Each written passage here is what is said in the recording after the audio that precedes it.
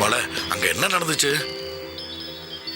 பிரசாத் பேசுறத பார்த்தா அவன் ரொம்ப மாறிட்டான் போல இருக்கு. மாறிட்டான்னா என்ன அர்த்தம்? அவங்க அம்மா தோத்து போயிடுவாங்கன்னு அந்த தோல்வி அவங்களால தாங்க முடியாம பைத்தியம் பிடிச்சணும்னு அவன் பயப்படுறான். ரொம்ப பதட்டப்படுறான். அதனால சமாதானமா போயிடலான்னு சொல்றான். சமாதானம்னா எப்படிமா? என்ன சொல்றானா, அவங்க அம்மா கொஞ்ச நாளைக்கு இப்படியே இருப்பாங்க, ஏதாவது செஞ்சுட்டு இருப்பாங்க, தொந்தரவு கொடுத்துட்டு இருப்பாங்க, நம்மளும் கொஞ்சம் பொறுத்து போன்னு சொல்றான். மெதுவா அவங்க அம்மாவை திருத்திடுறேன்னு சொல்றான். எப்படி எப்படி அவங்க என்ன வேணா செய்வாங்க, அதெல்லாம் பார்த்துட்டு எங்களை சும்மா இருக்க சொல்றீங்க? ஸ்ரீ கொஞ்சம் பேசாம இரு.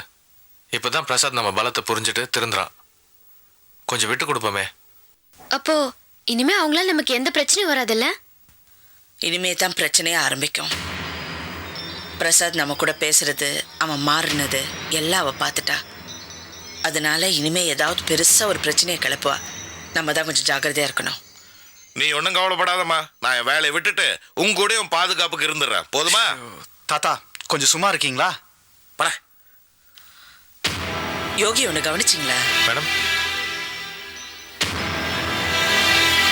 பிரசாத் நம்ம கூட பேசிட்டு இருக்கும்போது பிரபாவதி எவ்வளோ பதட்டப்பட்டாரு.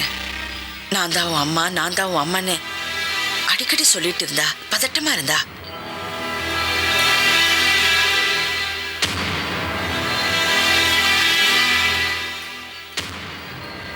காவேரியோட அப்பா பிரசாத் பிரசாத்னு அடிக்கடி சொல்றதும், பிரபாவதி போய் அவர் ஆசிரமத்துல பார்த்ததும், இதுல ஏதோ ஒண்ணு இருக்கு யோகி, என்னமோ இருக்கு.